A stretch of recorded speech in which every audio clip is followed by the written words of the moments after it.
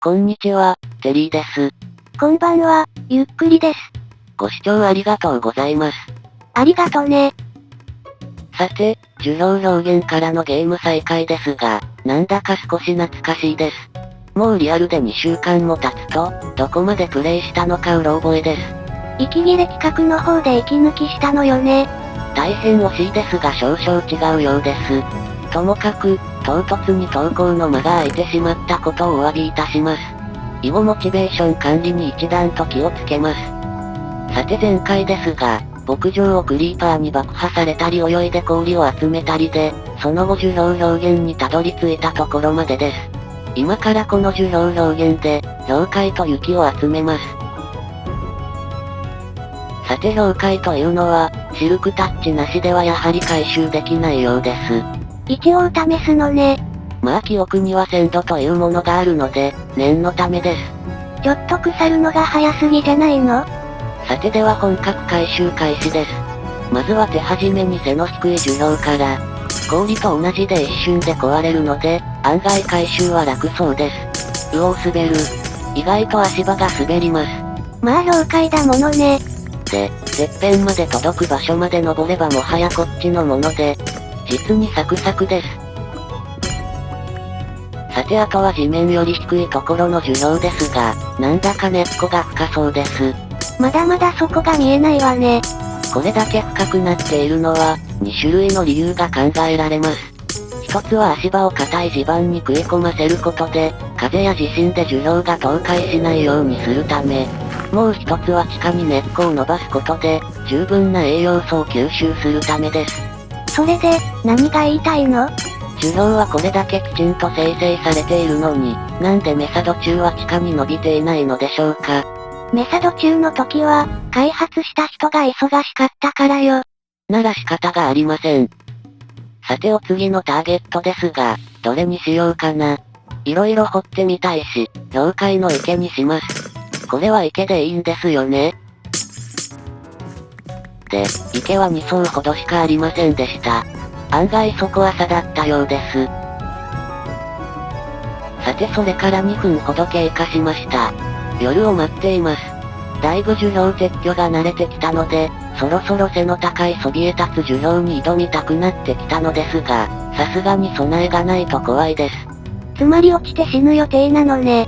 氷塊は滑りやすいですし、それにもしここでリスポーン拠点に戻されたりしたら、モチベーションがやばくなると予想されます。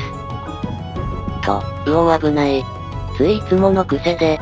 何をやっているんだか。さてでは、ターゲットはこの背の高い樹氷。まずは慎重に階段状に登っていってみます。そして1分後。まだまだこの高さなら余裕です。逆に言うと1分であまり登れてないわね。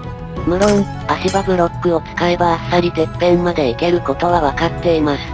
ですがここはロマンを求めてツルハシのみで挑むべきでしょう。さらに1分後。微妙に怖くなってきました。まあまだ落ちても死ぬ高さではないわね。でも、切実に、外側に壁が欲しいんですけど。うお滑るのやめて。で、さらに1分したらかなり見晴らしが良くなってきて、意識しないよう集中力が必要になっています。まあでも、ベッドを置いたままだからスリルが今一つね。これでも十分怖いです。なんだか空気が薄くなってきた気がします。気のせいよ。そして、あと少しでてっぺんに届く位置まで来ました。雲がだいぶ近いわね。もう一段登ったらもう届きそうです。いけるか？うおーやった。ついにやりました。限界ギリギリまで登ってから壊せばいいのに。まあそれは今度の機会に。それに証拠隠滅してしまえばここがてっぺんです。さて、ここまで来たらあとは楽勝。ガリガリ行きます。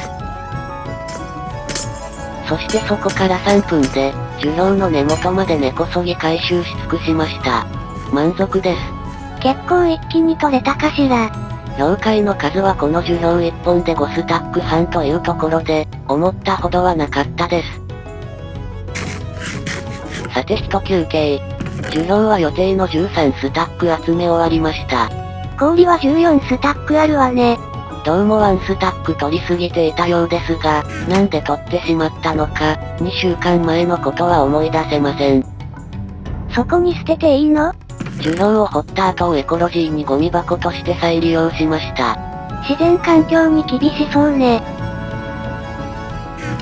さて次は雪の回収ですが、シルクタッチシャベルはおろか、普通のシャベルも持ってき忘れてしまっていました。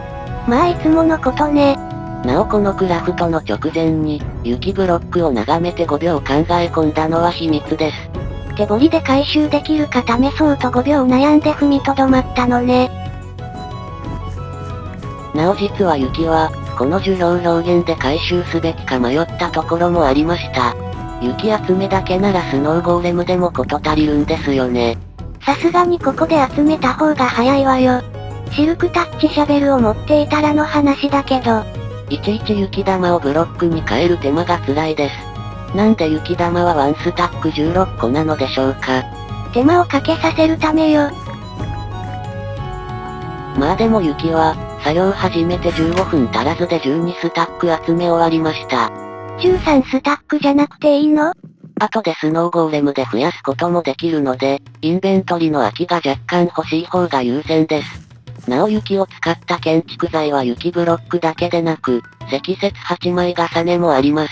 なのでどの道、この場で雪の必要な数を全て揃えるのは無理だったりするんです。さて、地図1枚分南に戻ってきました。さらに1枚地図を南に抜ければメサが見えてきます。毎度のことだけど移動が面倒よね。せめてこの周辺に樹氷表現があれば移動がだいぶ楽だったのですが、世の中そううまくはいかないものです。あるじゃないの。なんでこんなところに生成されているんですかまったく。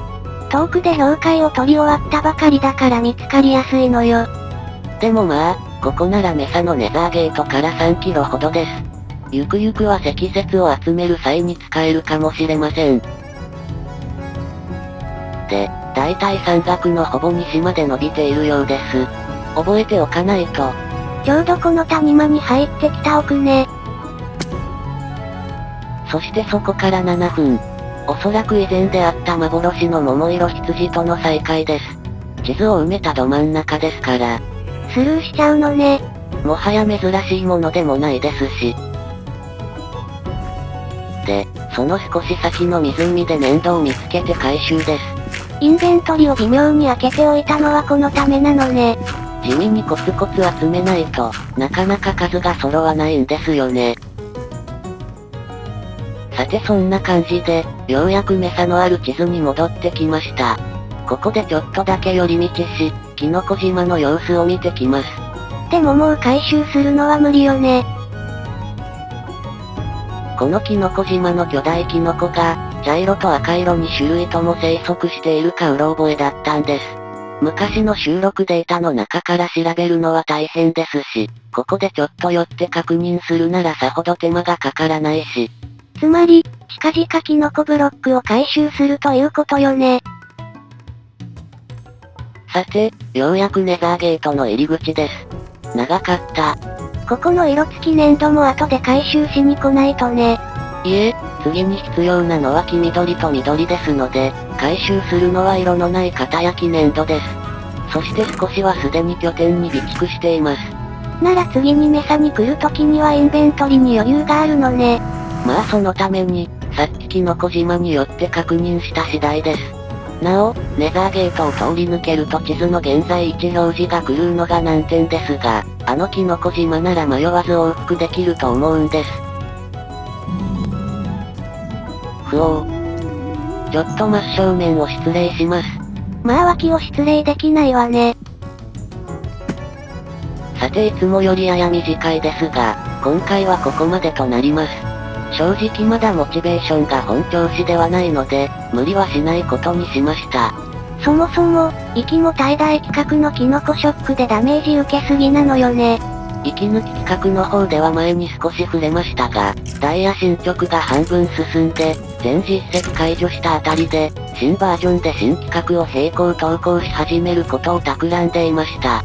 さらに新パソコンもと無双していたのですが、キノコショックで全部遠のいた次第です。さて、次回はまずメサとキノコで建築材集めです。時間が余ったらピラミッド建築を進めます。では、次回も頑張っていきます。それではまたね。バイバイ。